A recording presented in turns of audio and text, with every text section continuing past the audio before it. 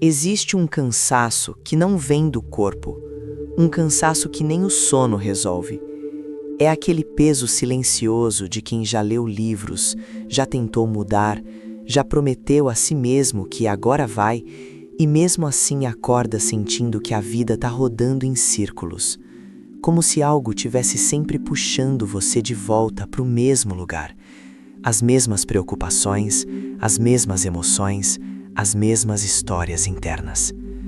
Se isso soa familiar, respire fundo. Não há nada de errado com você.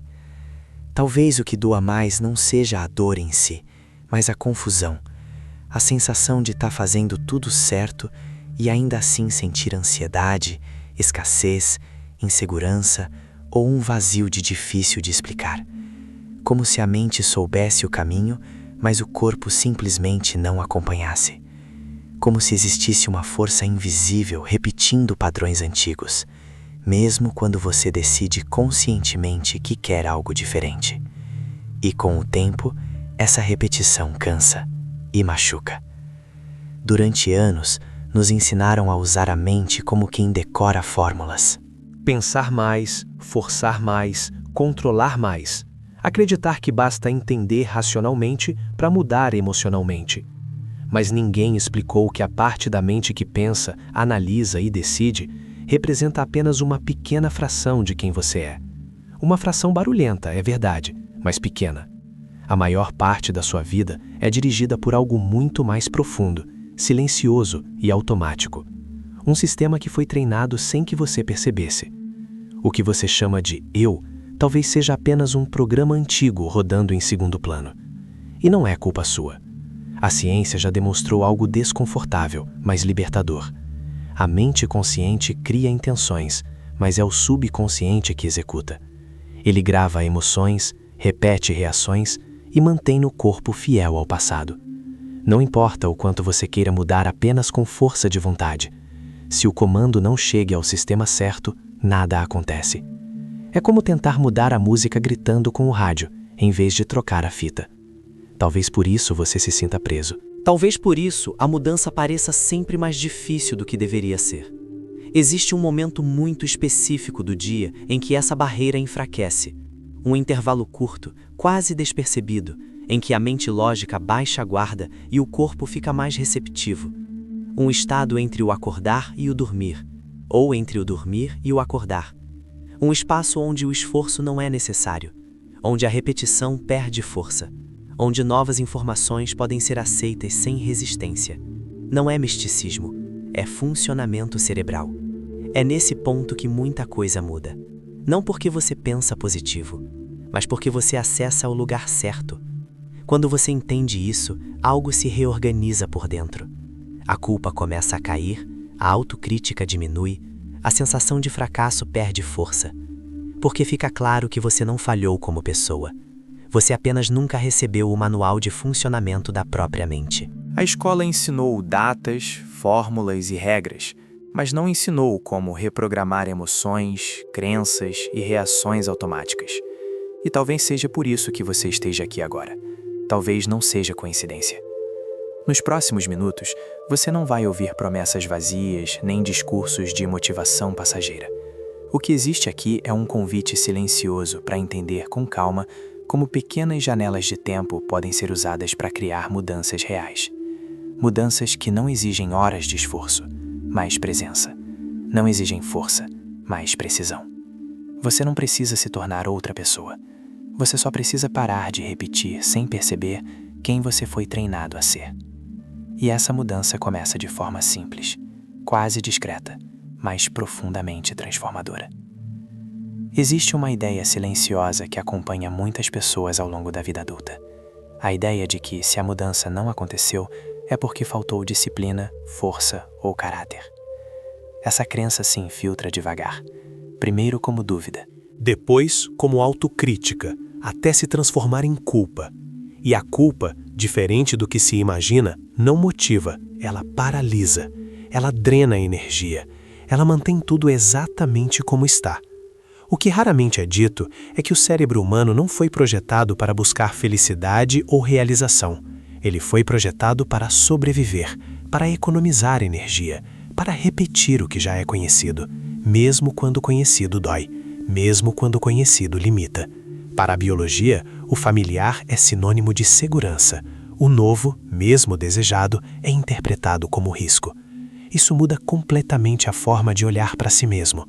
Quando um padrão emocional se repete por anos, preocupação constante, sensação de escassez, medo do futuro, tensão no corpo, ele deixa de ser apenas um pensamento. Ele se torna uma rota neural consolidada, um caminho físico dentro do cérebro. E quanto mais esse caminho é usado, mais forte ele fica. Não por maldade, não por fraqueza, mas por eficiência biológica. O cérebro maduro prefere o que exige menos gasto energético. Criar novas conexões, novas respostas emocionais, novas formas de reagir ao mundo consome recursos. Manter o antigo, mesmo que doloroso, é mais barato. Por isso tantas pessoas sentem que sabem exatamente o que deveria mudar, mas não conseguem sustentar essa mudança no dia a dia. O corpo puxa de volta. Sempre puxa. Com o tempo, algo ainda mais profundo acontece. O corpo começa a memorizar emoções. Cada preocupação recorrente libera substâncias químicas específicas. Cada medo repetido reforça um coquetel interno conhecido. Aos poucos, o organismo se acostuma a esse estado. E o que era sofrimento passa a ser normalidade. O corpo passa a pedir aquilo que conhece, mesmo que machuque. É nesse ponto que a ideia de falha pessoal cai por terra. Não existe fraqueza moral em permanecer preso a padrões antigos. Existe condicionamento biológico. Existe memória emocional. Existe um sistema nervoso treinado para repetir o passado porque ele aprendeu que isso mantém você vivo. A mente consciente pode querer avançar, mas o corpo ainda vive ontem. E isso explica porque mudanças feitas apenas na base do esforço raramente duram. Forçar pensamentos positivos sobre um corpo viciado em estados antigos gera conflito interno.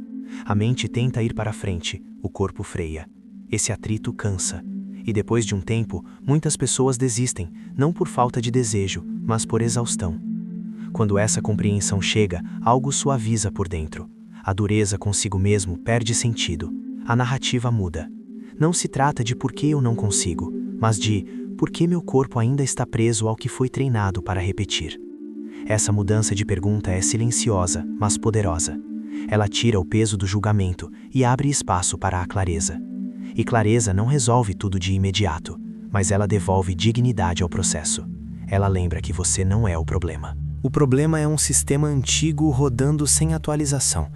Um sistema que nunca foi ensinado a operar de outra forma. Quando isso é visto, a resistência deixa de ser inimiga. Ela passa a ser compreendida como um sinal de que algo profundo está sendo tocado. Um sinal de que o corpo está defendendo o conhecido, enquanto a consciência começa lentamente a enxergar novas possibilidades. Nada disso exige pressa. Nada disso exige luta. Existe um ritmo próprio da biologia. E é nesse ritmo, e não na força, que a verdadeira transformação começa a se tornar possível. Há momentos do dia em que a mente se torna mais silenciosa sem que você perceba. Instantes em que o pensamento lógico afrouxa, a vigilância diminui e algo mais profundo assume o comando. Não é sono pleno, não é vigília total. É um território intermediário, delicado, quase invisível, onde o corpo descansa e a consciência flutua. É nesse espaço que muitas respostas se escondem. Durante o dia, a mente opera em um estado de alerta constante, avaliando, comparando, resolvendo, antecipando problemas. Esse funcionamento é útil, mas limitado. Ele protege, organiza, reage. Porém, ele também questiona tudo. Duvida, resiste, filtra. Para mudança profunda, essa vigilância excessiva se torna uma barreira, não por maldade, mas por função. Quando o cérebro começa a desacelerar, algo muda. As ondas elétricas que percorrem o sistema nervoso alteram seu ritmo. O estado de tensão dá lugar a uma frequência mais lenta, mais ampla, mais receptiva. É como se o ruído diminuísse e o sinal ficasse mais claro. Nesse ponto, a mente analítica perde protagonismo. O corpo entra em um modo diferente de processamento. Esse estado sempre existiu. Crianças passam por ele com facilidade, artistas o acessam intuitivamente, pessoas exaustas o sentem antes de adormecer, mas raramente ele é compreendido, muito menos valorizado. A cultura ensinou a produzir, pensar, correr. Não ensinou a atravessar conscientemente esses intervalos internos. Quando esse limiar é alcançado, o cérebro se torna menos crítico e mais plástico. Não no sentido figurado, mas físico. As redes neurais ficam mais abertas a novas associações. O sistema nervoso deixa de perguntar se algo é lógico ou seguro e passa apenas a registrar. É um modo de gravação, não de análise. Por isso, tentar mudar crenças profundas em meio ao estresse diário costuma falhar. O cérebro está ocupado demais protegendo o conhecido. É como tentar atualizar um sistema enquanto ele executa dezenas de processos simultâneos. Nada se fixa, nada se integra, tudo escorre. Nesse estado intermediário, a dinâmica se inverte. A mente não debate, ela absorve. O corpo não questiona, ele responde. O que antes encontrava resistência começa a encontrar espaço. E não porque houve convencimento racional, mas porque a porta certa foi tocada. Esse mecanismo explica por que certas memórias parecem mais vivas ao acordar ou antes de dormir, porque emoções antigas emergem sem aviso, porque insights surgem quando o controle relaxa. O cérebro não está criando algo novo ali, ele está apenas permitindo acesso ao que normalmente fica bloqueado. O mais curioso é perceber que esse estado não exige esforço. Ele acontece naturalmente todos os dias, mas por falta de compreensão, ele costuma ser desperdiçado. A mente corre para o passado, o corpo repete sensações conhecidas.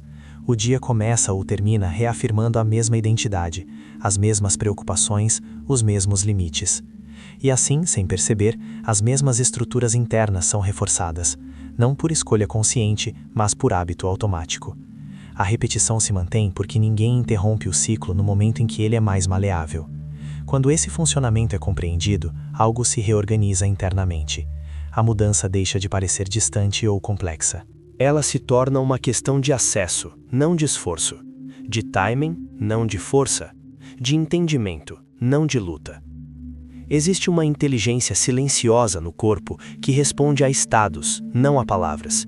E quando a mente desacelera o suficiente, essa inteligência se torna audível. Não como uma voz, mas como uma sensação de abertura.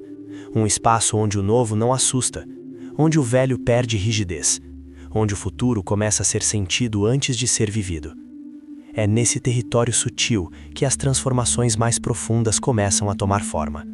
Não de maneira dramática, mas precisa, quase imperceptível, como uma engrenagem que finalmente encontra o encaixe certo.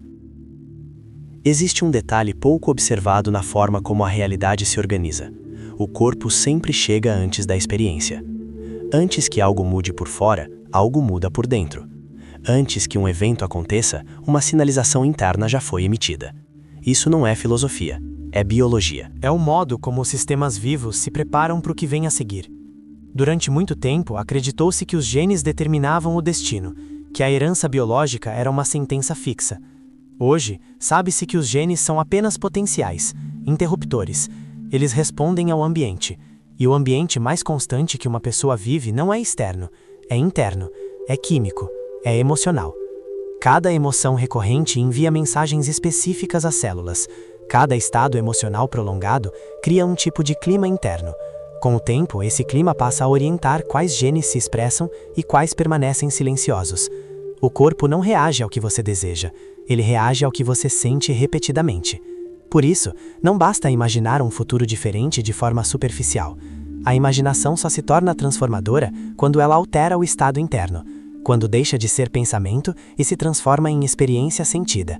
O corpo não entende palavras, ele entende sensações, frequências internas. Assinaturas emocionais.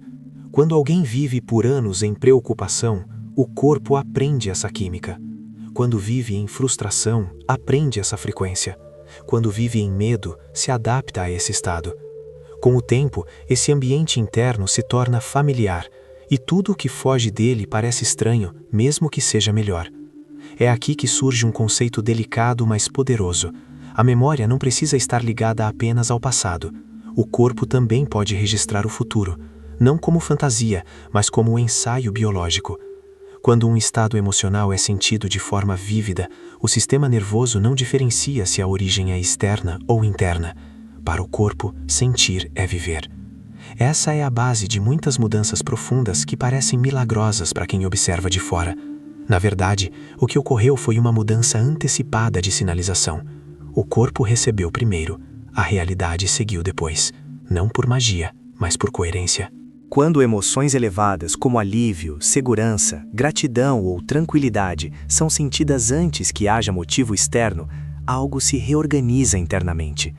Hormônios diferentes passam a circular. A tensão diminui, a percepção se amplia, o comportamento muda sem esforço consciente, e aos poucos novas respostas começam a surgir no cotidiano. Isso não significa ignorar a realidade atual, significa não se limitar a ela internamente. O corpo aprende pelo exemplo emocional. Ele se ajusta ao estado que é mais frequentemente ativado e, com o tempo, passa a buscar externamente aquilo que combine com esse novo padrão. Esse processo não acontece de uma vez. Ele é sutil, progressivo, mas é consistente, porque não depende de convencer a mente racional. Depende de ensinar o corpo a habitar um estado diferente. A química vem antes da circunstância. A coerência vem antes do resultado. Quando essa lógica é compreendida, algo muda na relação com o tempo. A ansiedade diminui. A pressa perde força. A necessidade de controle externo se suaviza, porque fica claro que o verdadeiro ponto de virada não está no que acontece lá fora, mas no que é sustentado aqui dentro.